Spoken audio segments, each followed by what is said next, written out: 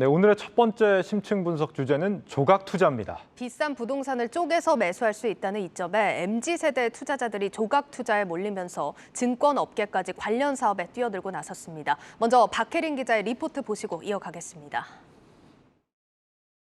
5천원 안팎의 투자금으로 강남과 여의도 등 주요 상권에 위치한 건물에 주식처럼 투자할 수 있는 플랫폼을 제공하는 한 부동산 조각 투자 업체. 서비스 개시 후 1년 반 만에 약 16만 명에 달하는 투자자들을 끌어모았습니다. 서비스의 구조는 크라우드 펀딩과 주식을 결합한 형태로 다수의 투자자들이 수익증권을 구매해 건물에서 발생하는 임대료나 매각 차익 등의 수익을 나눠 갖는 방식입니다. 우량한 자산에 투자하는 펀드, 그 안에 있는 기초자산이 굉장히 우량한 자산들인데 항상 그 자산들에 대한 접근성, 투자 기회는 원래 돈이 많은 소수의 고액자산가들 또는 대형 기관 투자자들에게만 이제 그 투자 기회가 주어지는 이런 우량 자산에 같이 공평하게 투자할 수 있는 기회를 가지면 이 사회적인 불평등이나 이 불공평한 부분을 좀 많이 개선시킬 수 있겠다. 커피 한 잔 값 정도로도 부동산에 투자할 수 있는데 주식처럼 매매까지 할 수 있다 보니 새로운 투자 주체로 떠오른 MZ세대의 투심을 자극하고 있습니다. 단기 매각을 전제로 투자하고 하나의 특정 건물 혹은 특정 층에 투자한다는 점에서 여러 개의 건물을 묶어 투자하는 기존의 리츠 상품보다 MZ세대의 투자 성향과 잘 맞는다는 평가를 받습니다. 현재 유사한 방식으로 금융위의 혁신 금융 서비스로 지정돼 운영하는 곳은 모두 3곳. 증권사들도 부동산 투자 진입 장벽을 낮추는 이 시장의 잠재력을 보고 이들을 선점하기 위해 치열하게 경쟁하고 있습니다. 증권사들은 이들 업체에 투자한 회원들의 돈을 계좌에 별도로 관리해 설령 이들 업체가 도산하더라도 자금을 보호하는 역할을 하며 수수료 수익뿐 아니라 신규 고객 유치 효과도 누릴 수 있습니다. 조각 투자라는 게 부동산뿐만이 아니라 미술품도 가능하거든요. 손님들은 위탁 계좌를 트고 그 계좌를 이용해서 그것만 하는 게 아니라 증권사 계좌가 있기 때문에 주식도 한번 해볼까? 펀드도 해볼까? 하면서 크로스셀링이 가능할 거를 보고선 하는 거예요. 이른바 레드오션에 찾아온 블루오션의 기회를 잡기 위해 증권사들도 고군분투하는 가운데 업계에선 금융당국이 연간 2천만 원에 제한된 투자 환도를 확대하고 다자간 상대 매매 방식을 증권사들의 HTS와 유사한 구조의 경쟁 매매 방식으로 허가해 거래량을 늘리는 게 시장 개척에 급선무라고 입을 모읍니다. 한국경제TV 박혜린입니다. 이렇게 각광을 받는 조각 투자 상품을 가상자산화한 것을 증권형 토큰이라고 부릅니다. 정부가 증권형 토큰을 조만간 정식 법제안으로 편입할 예정인 것으로 확인됐습니다. 이번 제도권 편입이 가져다주는 효과들 분석해 보겠습니다. 증권부 문영민 기자 나와 있습니다. 네, 문 기자, 증권형 토큰, 이게 정확히 어떤 개념입니까? 앞서 그 리포트에서 살펴본 대로 부동산뿐만 아니라 예술품이나 주식, 채권, 그리고 최근에 한우까지도 조각으로 나눠서 이거를 토큰화한 것, 즉 일종의 코인처럼 만든 거를 증권형 토큰이라고 하는데요. 쉽게 조각 투자의 가상자산화라고 이해하시면 될 것 같습니다. 앞에 증권형이라는 말이 붙는 이유는 이 주식처럼 증권성을 띠고 있기 때문입니다. 주식시장에서 기업이 상장하기 위해 이 기업 공개를 하지 않습니까? 이 증권형 토큰 또한 증권형 토큰 공개, STO라는 과정을 거쳐서 이 시장에 발행, 유통, 거래되는데요. 이 증권형 토큰 공개에 참여한 투자자들은 배당금을 받기도 하고요. 또 의결권을 갖는 등 주주로서의 권리를 행사할 수 있습니다. 우리가 보통 이제 코인을 공개하는 개념으로 ICO라는 개념을 쓰고 있는데 지금 말하는 이제 증권형 토큰 공개라는 거는 코인에다가 실물 자산을 아예 연계를 시켜서 발행을 하는 그런 개념이라는 거죠? 맞습니다. 그런데 지금 코인 중에 이런 증권형 토큰이 있고 비증권형 토큰이라는 게 또 있나 봅니다. 어떻게 다른 겁니까? 그러니까 비증권형 토큰은 쉽게 좀 이해하자면 비트코인이나 이더리움 같은 이런 코인들, 저희가 많이 투자하고 있는 코인들 자체를 이 비증권형 토큰이라고 부르는데요. 네. 이걸 구분하는 기준은 사실 증권성의 유무입니다. 앞에 설명드렸다시피 증권성이 있으면 증권형 토큰이라고 하는데 이 증권성, 법적으로 증권 상품은 지금 모니터에 나오는 것처럼 6가지로 구분이 됩니다. 지분증권, 또 수익증권, 투자계약증권, 채무증권, 파생결합증권, 증권예탁증권 등 이 6가지 종류로 구분이 되는데 이 가운데 하나라도 해당이 된다면 증권성을 띈다고 보고 있는 겁니다. 증권형 토큰은 실물 자산에 대한 이 지분을 나눠 갖고 배당을 받을 수가 있고요.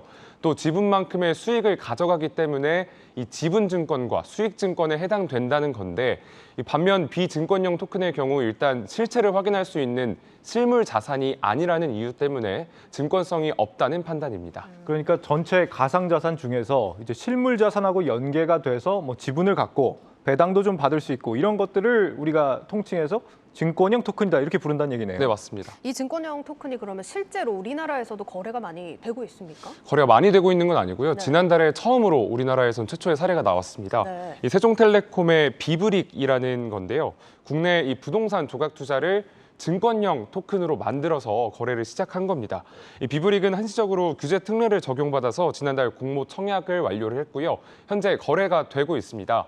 그동안 미국이나 스위스, 프랑스 등과 달리 우리나라는 관련법이 부재했기 때문에 이 기업들이 쉽사리 증권형 토큰에 접근할 수가 없었습니다. 예. 하지만 어제 이 금융위원회가 증권형 토큰은 기존 자본시장법 아래에서, 비증권형 토큰은 새로 제정할 디지털 자산 기본법 아래에서 관리하겠다고 밝혔는데요.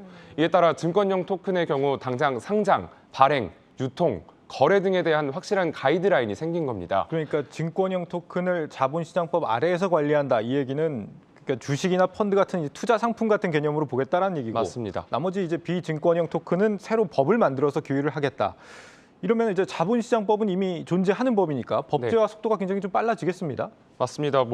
지금 시장에서 예측하는 바로는 이르면 3분기에 법제화가 가능할 수도 있다라고 판단을 하지만 예. 또 이제 지방선거도 남아 있고 앞으로 이제 정책적 일정이 좀 있기 때문에 올해 안에 마무리가 되면 좋겠다라는 이 의견이 많고요. 예. 이제 말씀해주신 대로 이 법제화가 됐기 때문에 증권형 토큰 시장의 활성화가 현재 기대가 되고 있습니다. 이와 관련해서는 이장우 한양대학교 글로벌 기업가센터 교수의 인터뷰로 확인하고 오겠습니다. 제도적 의지가 좀 있음으로 인해서 증권형 토큰 발행을 하려는 팀들이 좀 더 많아질 것이고, 증권형 토큰을 발행하는 팀들이 많아지면 그 증권형 토큰 거래를 하는 플랫폼들도 당연히 시장에 들어오게 될 것이고, 미술품, 그다음에 예술품 마찬가지고, 또 명품도 있고 부동산 마찬가지고요. 이런 형태들이 되게 유동성이 떨어지는 자산들이에요. 지식재산권 마찬가지고요. 요것들을 디지털 토큰화하면 거래도 편리해지고 어떤 소액으로 참여 가능하기 때문에. 그런데 좀 조심스러운 건 요즘 가상자산에 대한 불신이 그 어느 때보다 높은 사실입니다.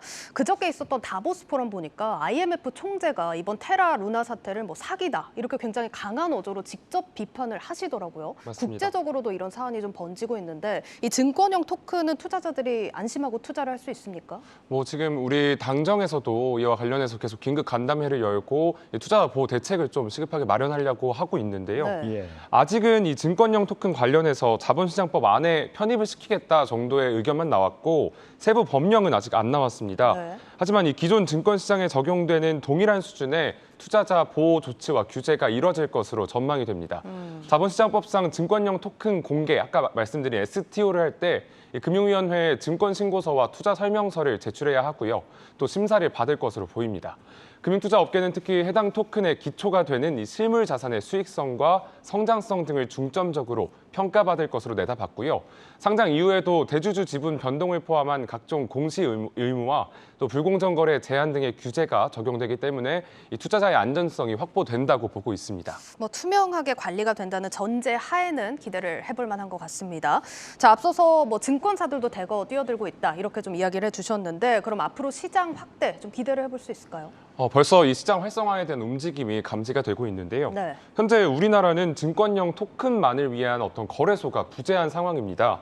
이 취재를 해보니 부산광역시가 증권형 토큰 등을 다루는 디지털 자산 거래소 설립을 오는 4분기부터 착수하는 것으로 확인이 됐습니다.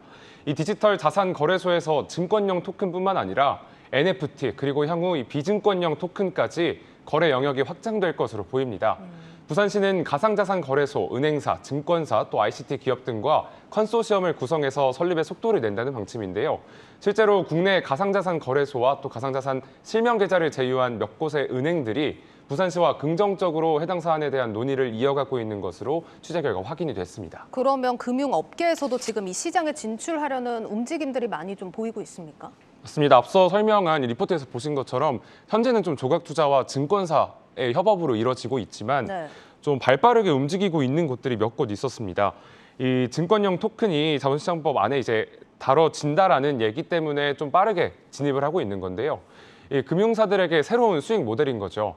이 서울거래 비상장을 운영하고 있는 PSX가 가장 빠르게 증권형 토큰 사업을 준비하고 있습니다.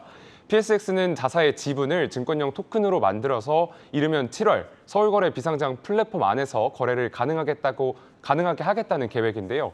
뿐만 아니라 키움증권, 삼성증권 등은 증권형 토큰 사업에 진출하기 위해서 이 현재 조각투자 기업과 협업하거나 개발 인력들을 확충하는 등 초기 작업에 착수를 했습니다. 향후 증권형 토큰이 활성화가 된다면 증권사들은 우선 ETF, ELS 등과 같은 이 특정 금전 신탁을 활용한 상품들을 출시할 것으로 보입니다. 네, 뭐 지금 나온 상품들을 보면은 이제 100억짜리 빌딩을 5,000원짜리로 쪼개서도 살 수 있다고 하니까 젊은 세대들 참여가 좀 많아지지 않을까 기대를 해봅니다. 마지막으로 유튜브 제목하고 해시태그 한번 정리해 볼까요? 제목은 증권형 토큰 법제화 물살 MZ세대 잡는다라고 뽑았고요. 해시태그는 증권형 토큰 빌딩 미술품 한우도 쪼개서 산다로 정했습니다. 네, 증권부 문영민 기자였습니다.